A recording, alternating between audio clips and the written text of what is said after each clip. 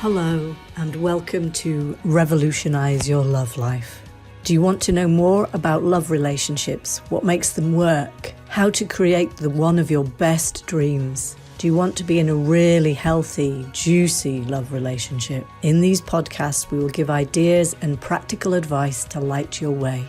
Whether you're looking for a love partner, already in a relationship you wish could be better, or leaving one that has run its course, there will be something to inspire, empower, and support you. Revolutionise Your Love Life is a fortnightly podcast where you will access the knowledge and wisdom of love experts and relationship coaches from across the world to help you find true fulfillment in love.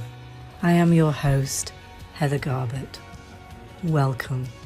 Hi, I'm here again today with Janice Formichella. She is a powerhouse of information. Today, we're going to talk about surviving domestic violence. First, a little bit about Janice. She's a breakup coach and the host of the podcast Sex and the Solo Girl and Breakups, Broken Heart, and Moving On. She's passionate about helping people from all backgrounds to beat their breakup, overcome loneliness, and make the end of a relationship the start of a powerful new beginning. She's also a survivor of domestic violence herself and now uses her own story to support others and raise awareness about the harmful impact of victim blaming. Welcome, Janice. Thank you so much for having me back, and thank you for covering an important topic that is not being discussed enough, in my opinion. Totally agree. I totally agree. I think probably what people will be interested in, first off, is your own story. Thank you. I've really only become fully comfortable talking about it maybe in the last 2 years. And this previous year, so October is Domestic Violence Awareness Month in the United States. And I really started going for it this past year. So I'm thankful for the opportunity to come on and tell the world more about it. My story, everyone's story is unique, and a lot of the same patterns and storyline are shared with survivors. I was divorced I got divorced when I was quite young, having been married quite young, having grown up in a very, very religious community where that's what we did.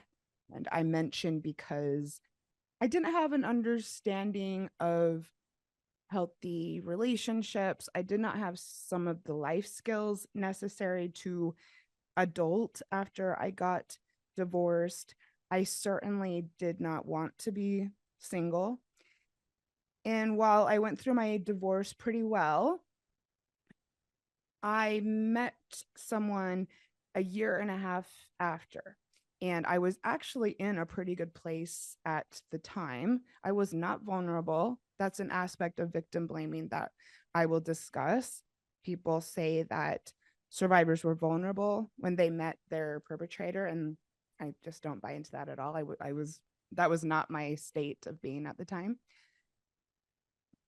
I had never met anyone like this before. I had always been internationally minded. I was living in New York at the time. Most of my friends were expats, if not expats, were very worldly people. That's how I had always envisioned myself being when I was growing up, at least.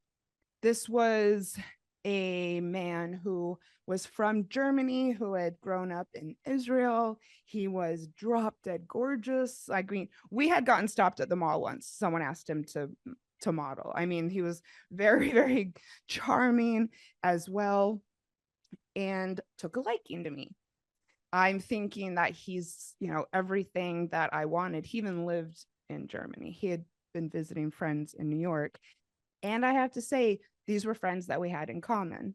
And so just everything, it just kind of seemed like a good situation for me, I suppose. However, I did still think it was going to be a fling. And so we had a great week while he was there. like I said, definitely had taken a liking to me. I thought it was just going to kind of be one and done, so to speak. When he returns to Europe, I discovered that that's not all what he had in mind. He became completely obsessed with me, called me as soon as he got back to Germany. I wasn't even really expecting to necessarily speak with him again. And from there on out, constant calling, messaging, poetry, sending gifts. I completely fell for him. In fact, I wasn't even annoyed at first, at least, that he was being so overbearing. I thought it was so exciting. You know, this, he was also a PhD student at Cambridge, and I've always been into very academic men. And so I just thought that it was great. I thought he was so romantic, and completely, before I realized what was happening, I was in way over my head, and we became exclusive. He He came back to love New bombed York. you.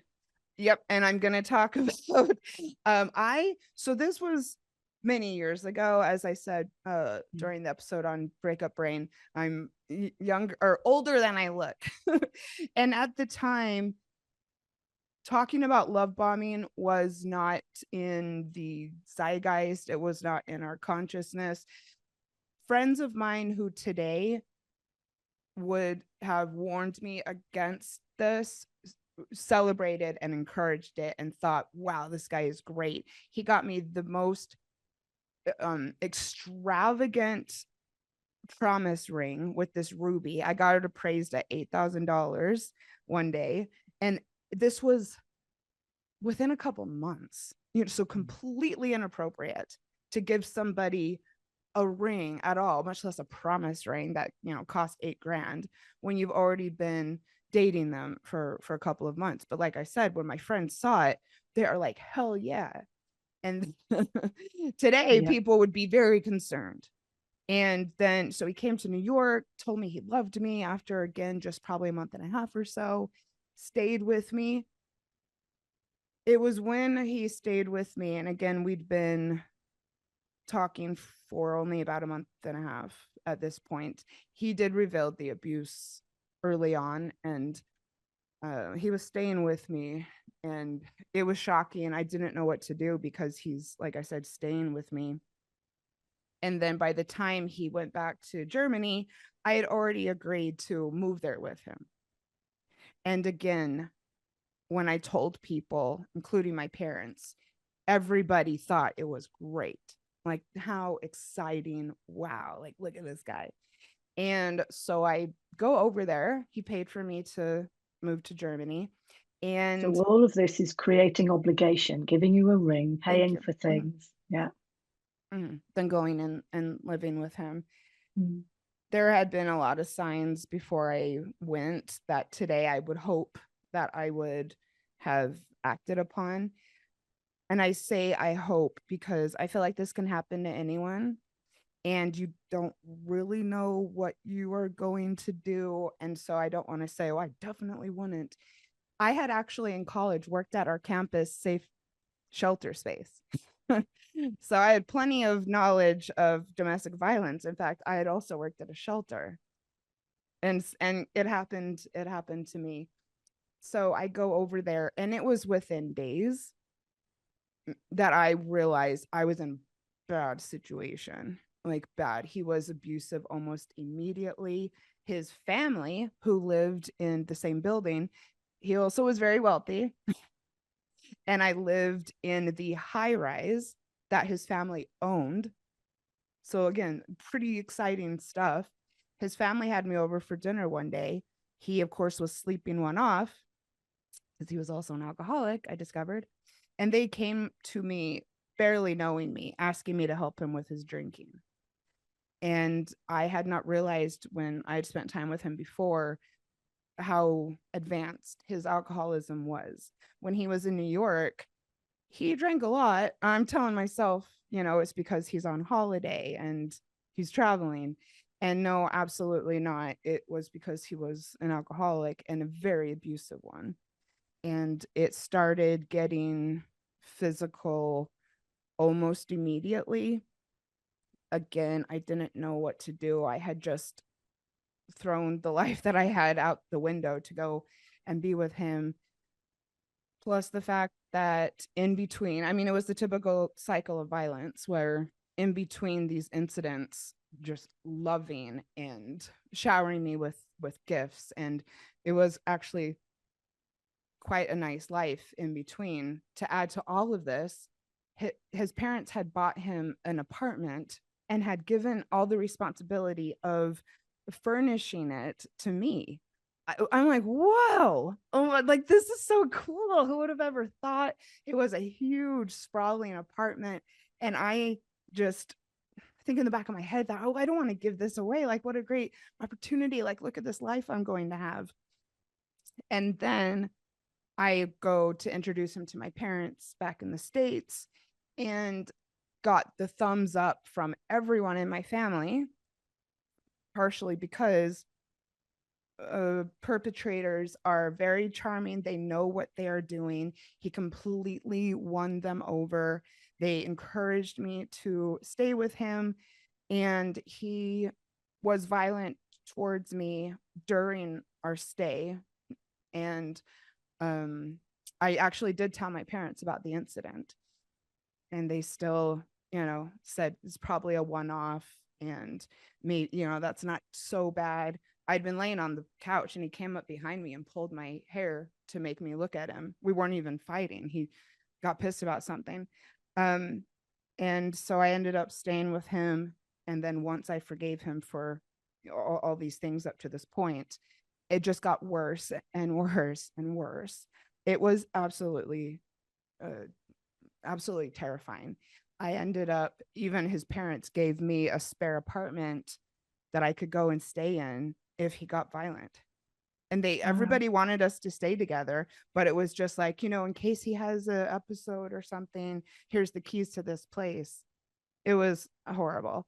I went back to the States having left him 2 or 3 more times.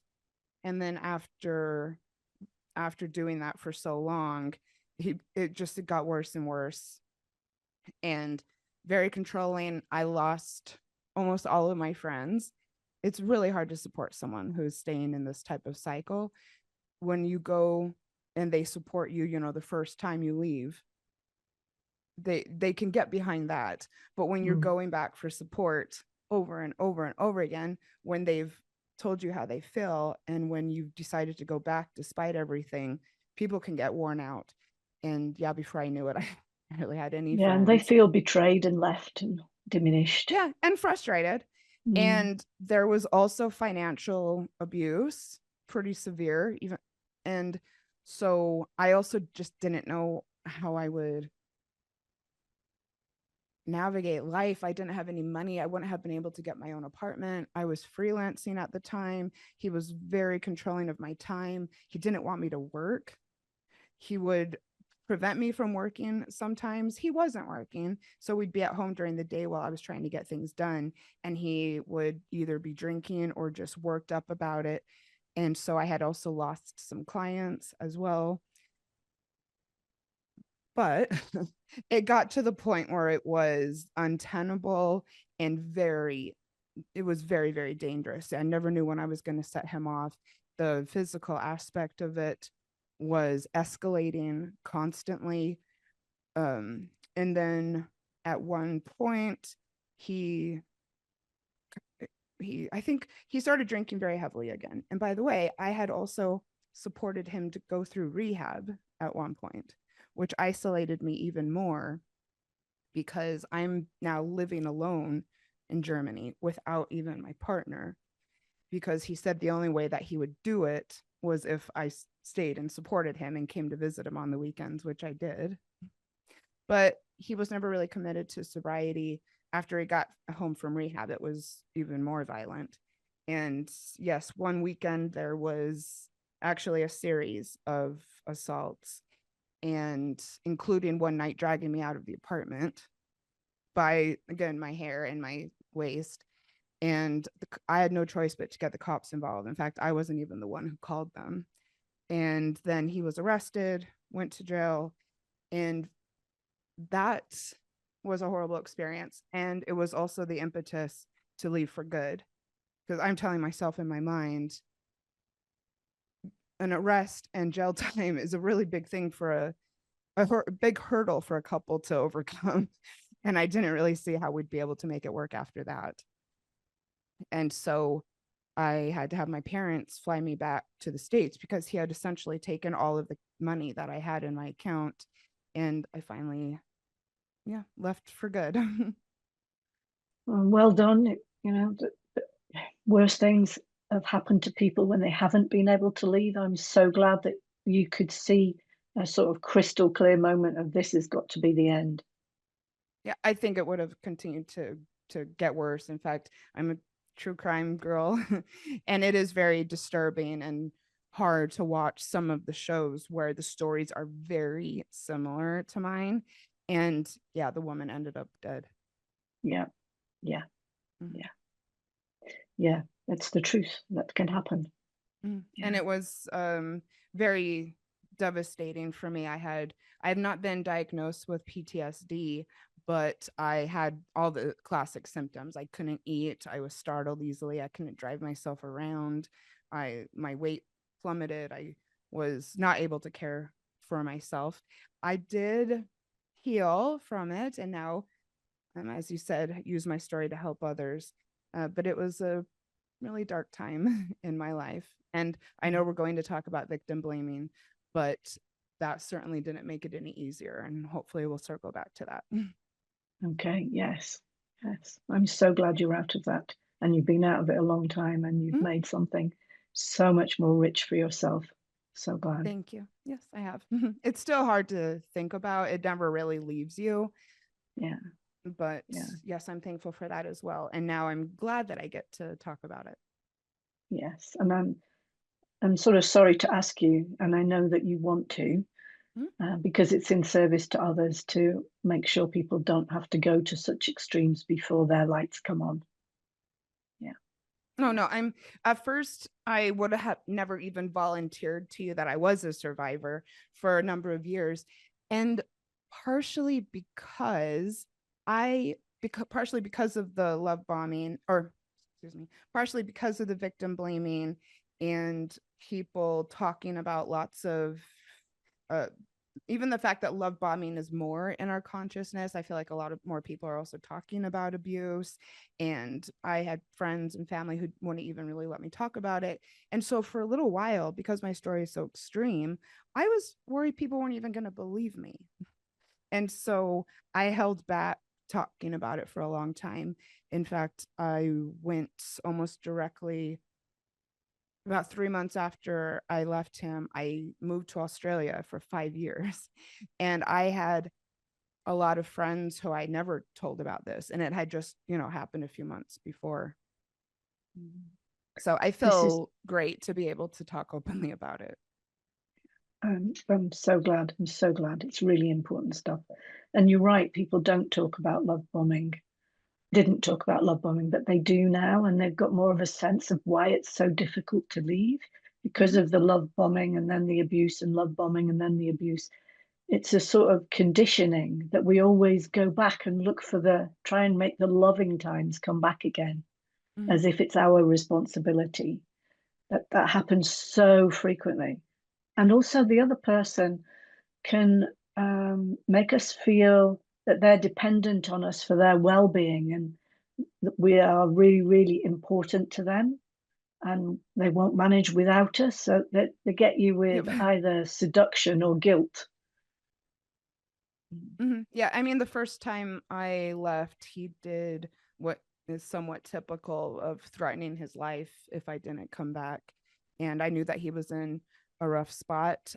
Another layer of the story is that his older brother died by suicide during our relationship. And so I, of course, had compassion for him. And when he was telling me that he was going to do the same, of course, I still cared about him, or I thought I did. And yeah, of course, that got into my head, and I was very willing to go back after that. Yeah, yeah, because you could feel it could be a tangible reality. It could. And he, partially because of his alcoholism and partially because he's as close to a monster as you can get, he did not have hardly any friends. And so he was all alone. And I felt responsible for him as his partner. Yeah. And his parents also put a lot of pressure on me to help him. And they didn't know what to do. And, they were fed up with him for a long time. And I think that they felt relieved to have somebody else bear the burden. Yeah, I can understand that. Yeah. Mm. Yeah. So let's look at the red flags. How do you see this coming and avoid it? Almost all abusers will love bomb. And so please go and educate yourself on the dynamic of love bombing. They will overwhelm you with compliments. They will act as though they've never met anyone like you before.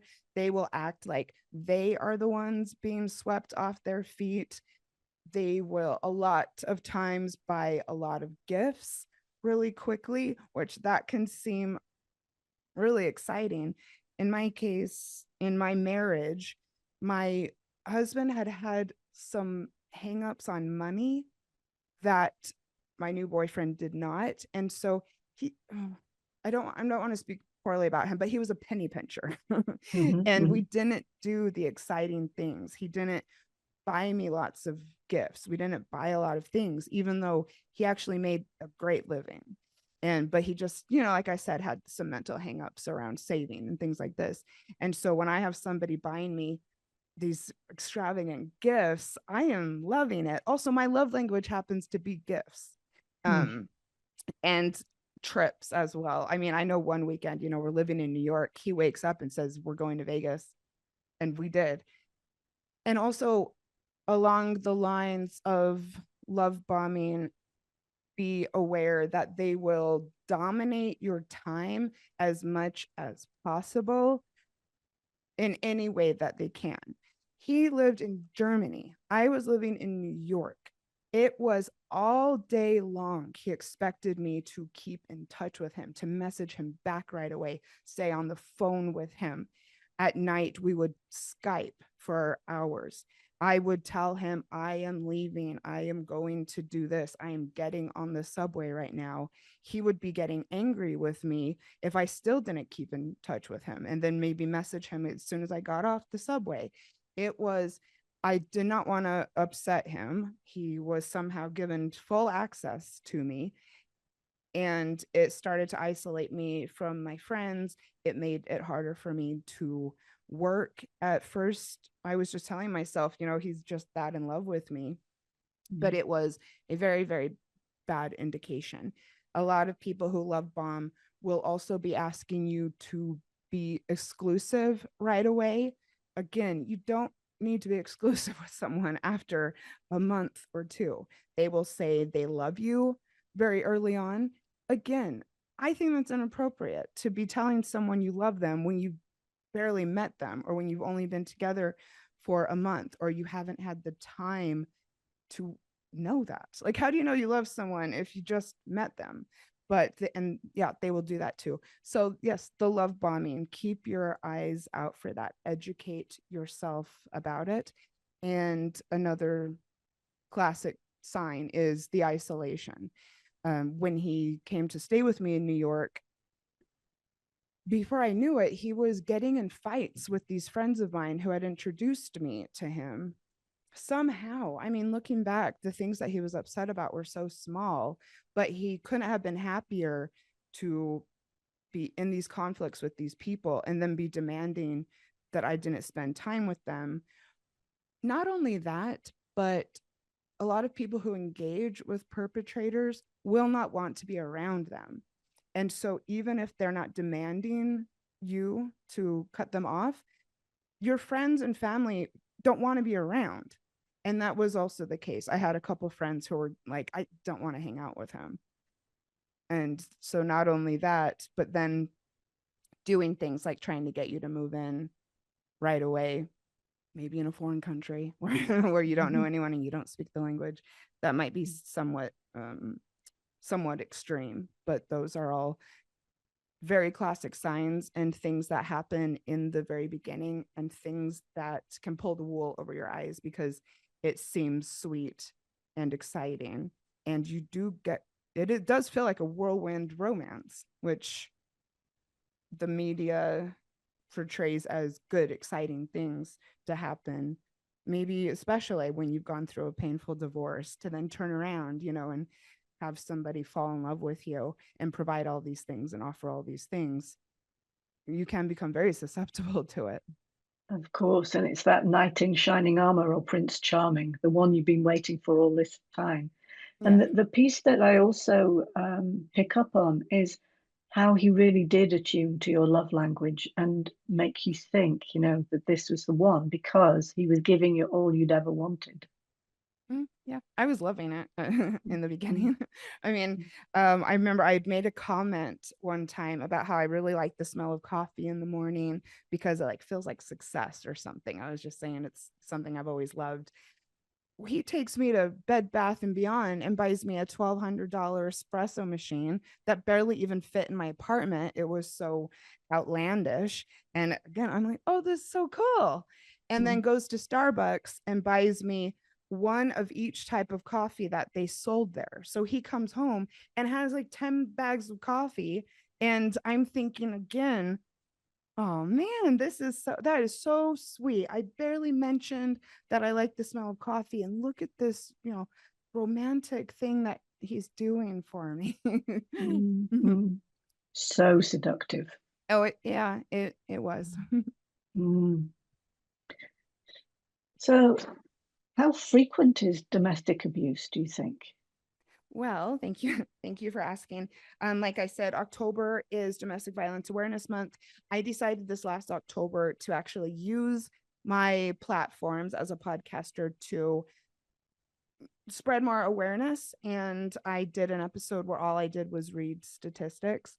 And I'm glad that you're bringing attention to this topic and asking me, because it is becoming more prevalent. What people don't realize is it was a crisis during the pandemic. They, there was more calls received reporting domestic violence than normal during that time, and it's persisting. But I don't know why people don't like to talk about it, because I'll read a couple to you. Every minute, roughly 20 people are physically abused by an intimate partner in the United States. This one is a bit jarring. Well, that is jarring, but this might help to bring this to light for people.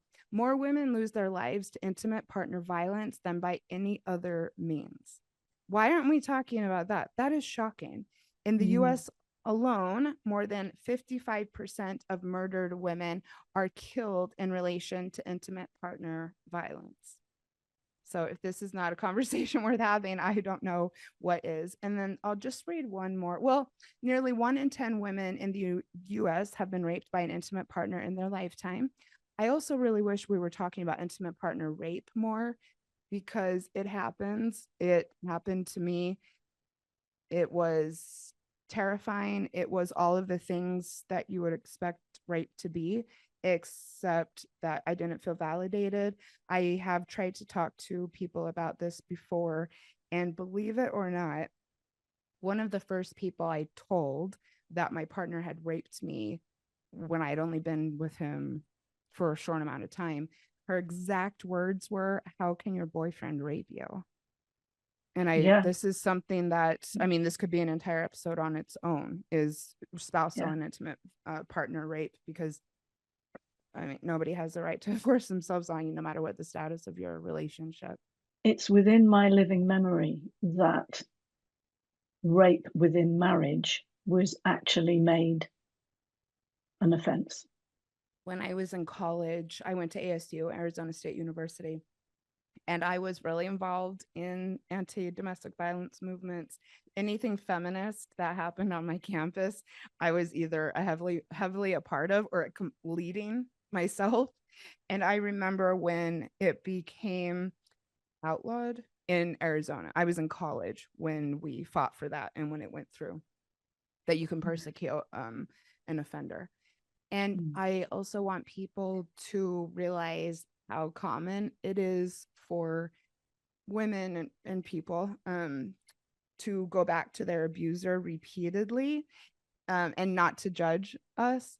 Most female victims of intimate partner violence were previously victimized by the same offender at rates of 77% of women ages 18 to 24, 76% for ages 25 to 24, and 81% for ages 35 to 49.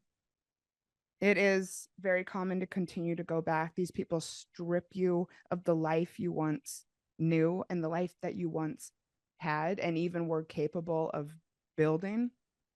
And this is going back, or the fact that someone goes back does not mean that they are weak or vulnerable. It means that they are in a cycle that is very hard to get out of. And I mean, and sometimes impossible. Some women don't even have access to their finances. If there's financial abuse, you could have a bank account that's overdrawn. And so what are you supposed to do? And not everybody has family to fall back on. I had moments where staying with my parents was so bad and they were so judgmental of me and blamed me for everything. I had moments where I had regretted leaving because it was worse staying with them. And I had no means of really supporting myself. I wasn't capable of looking after myself quite yet. And there was many times where I thought I should have just stuck it out. And so if you don't even have people to fall back on and you don't have any money and you're devastated, what are people supposed to do? Everybody says go to a shelter. Not everyone wants to do that, nor is that accessible to everyone. So no, and they're not necessarily the most joyful or safe places either. No, it's really not. Having worked in one, it can actually be a pretty bad situation. So have compassion for people who are stuck in this cycle. Yeah, I wholeheartedly agree with you. So what would you suggest? How do people escape? This is complicated. And I do get asked this a lot. And I guess I will first say it's not as easy as that. And so I want to make sure to say that first. You, even with all the resources in the world, might find that this feels completely impossible for you. That being said, I will say I wish that I would have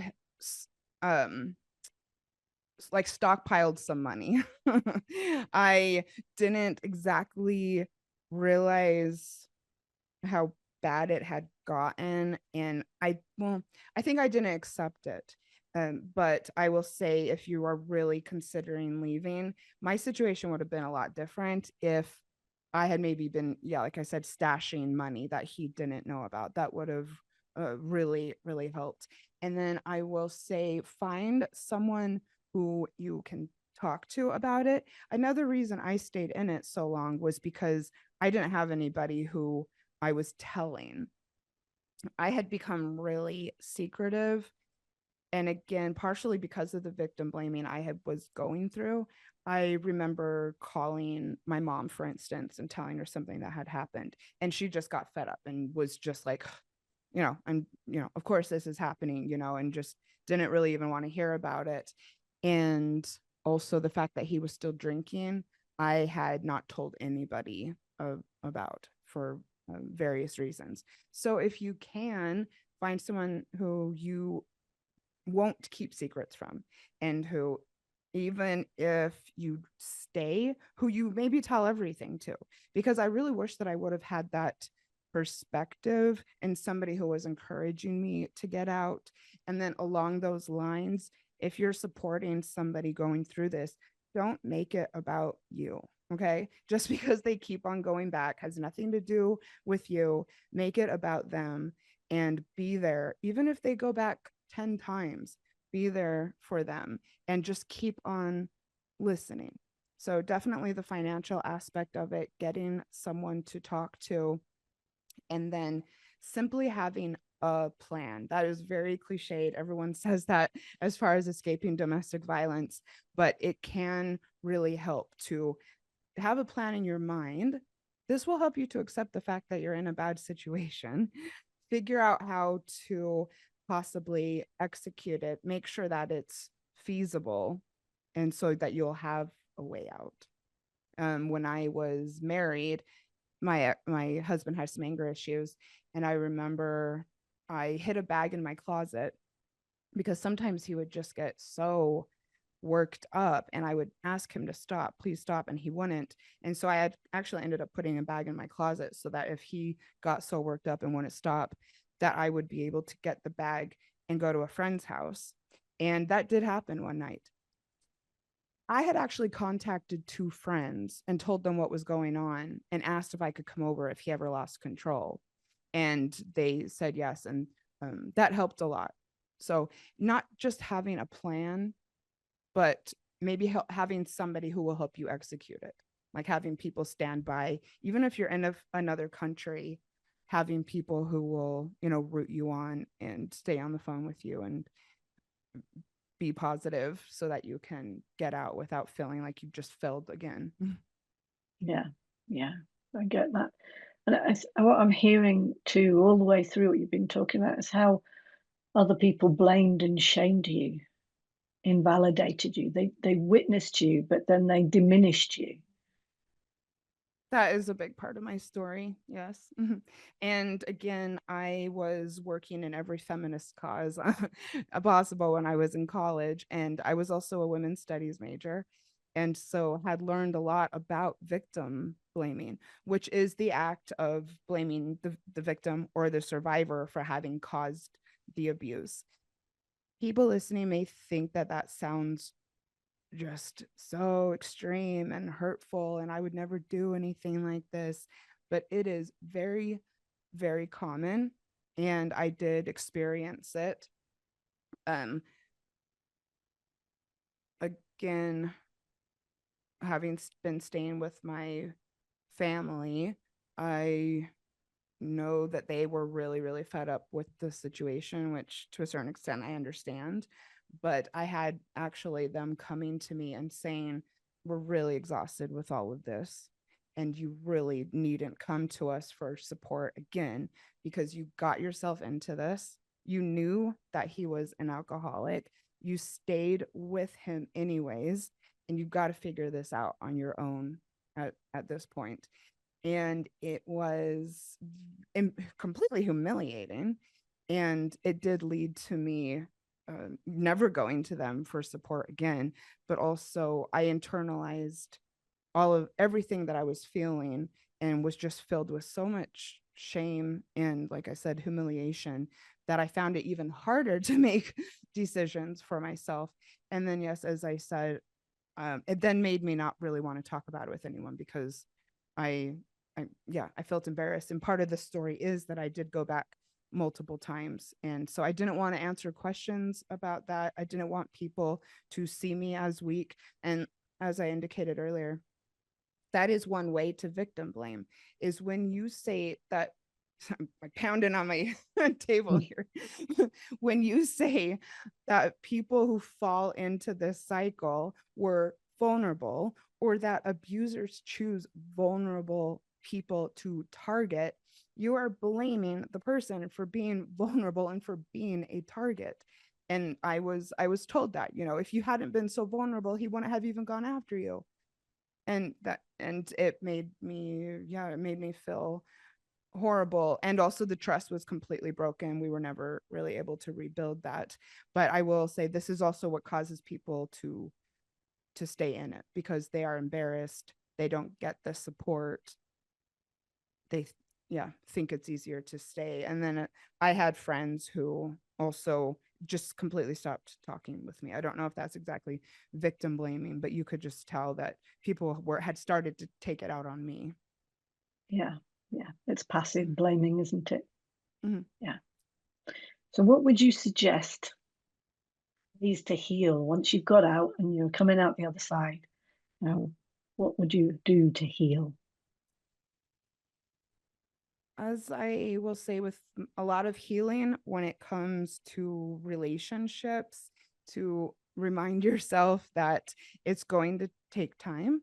Remind yourself that it is okay to feel devastated, and remind yourself that it will pass. Or maybe not remind yourself, convince yourself that it will pass.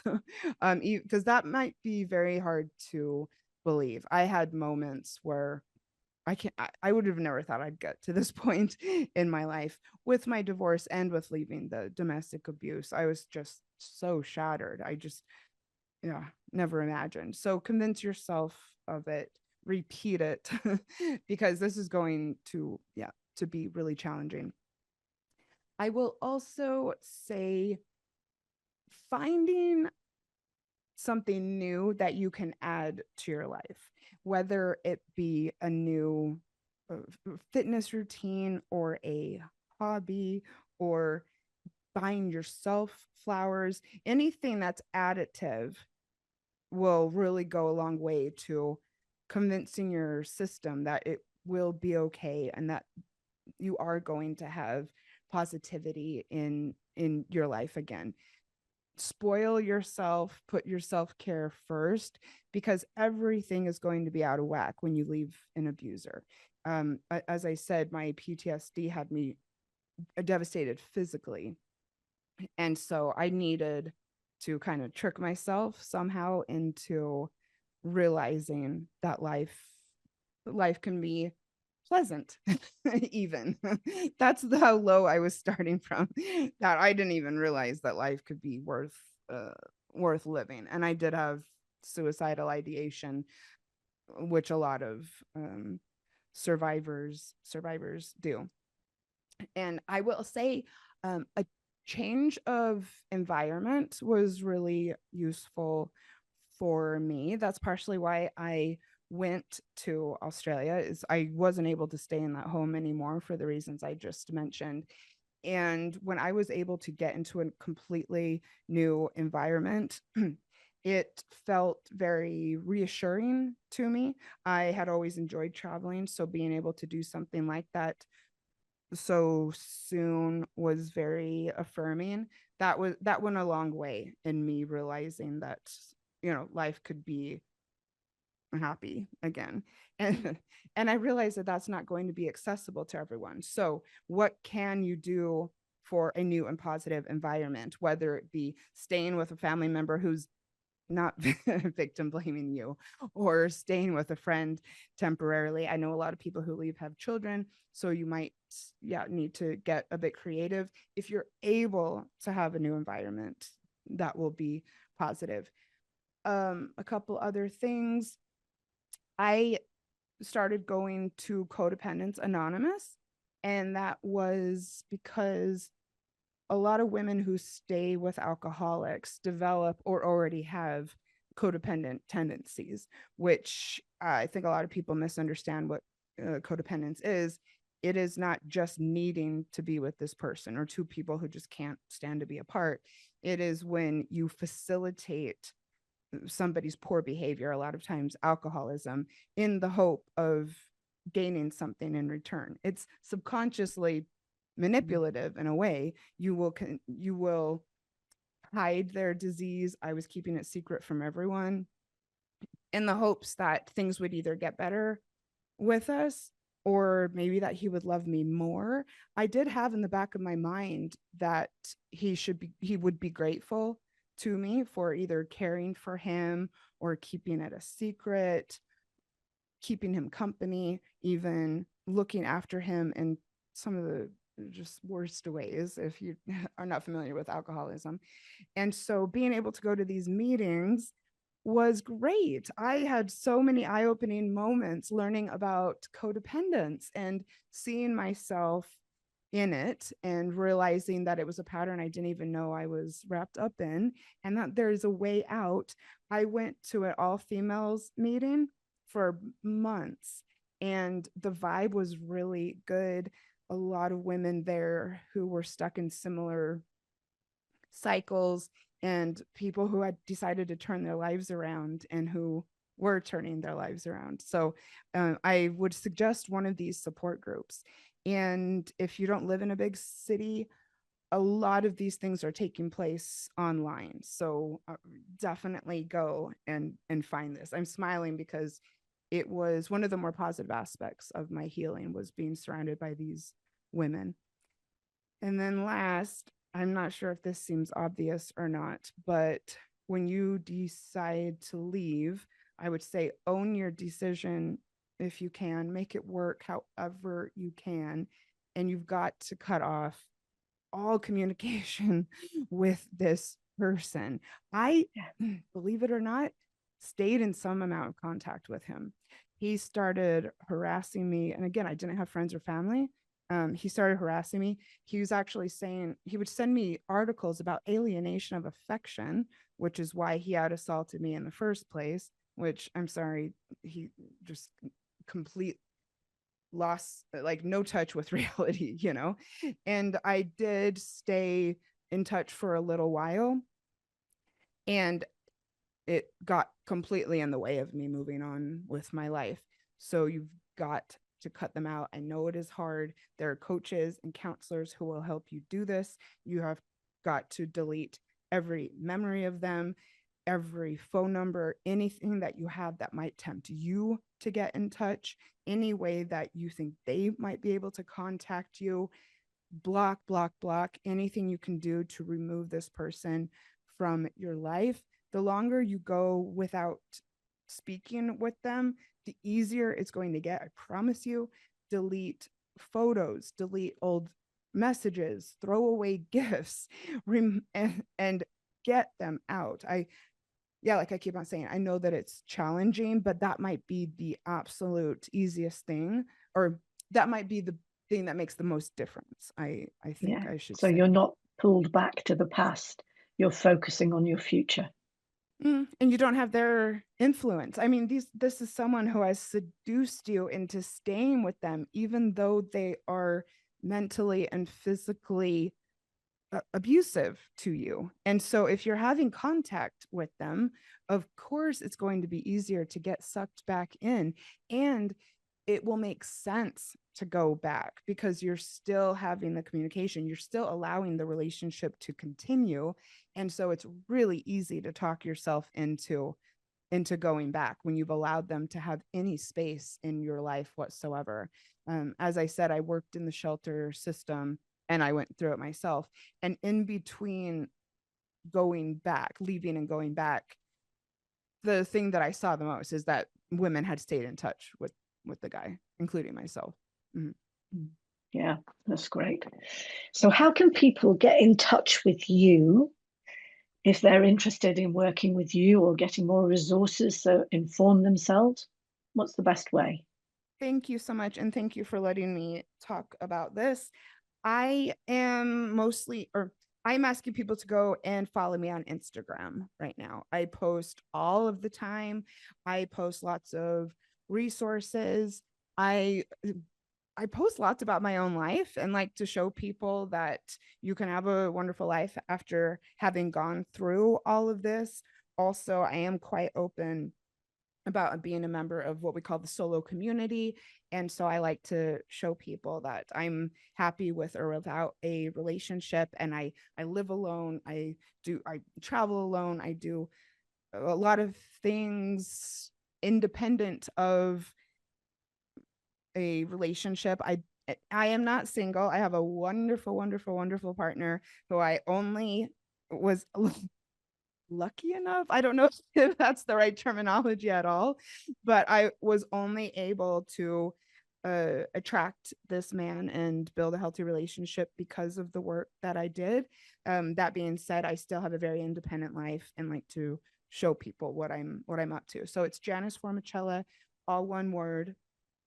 And if you are going through any type of breakup, that is what my podcast is for: breakups, broken hearts, and moving on. I've got everything from affirmation tracks for early days of a breakup to episodes about how to move on. I do like 5 tips episodes. I've talked about unhealthy relationships, toxicity, love bombing, healing, going through the grief process, all of it. So go over there and just start listening. I promise you there's a lot of episodes there that will help you get through this. This is wonderful, Janice. Thank you so much for being here today. Thank you so much. Thank you so much for listening to this episode of Revolutionise Your Love Life. I'd like to know what has been your biggest takeaway from this conversation. Do take a minute and share this with us, and visit us on our Facebook page. You can connect with me personally on my email at heather@heathergarbutt.com. If you can think of someone who will benefit from listening to this podcast, please do share it with them. If you have any feedback on how I can improve it, please do reach out to me, as I'm always keen to learn more. Thank you so much again for listening, and we'll meet again on the next episode of Revolutionise Your Love Life.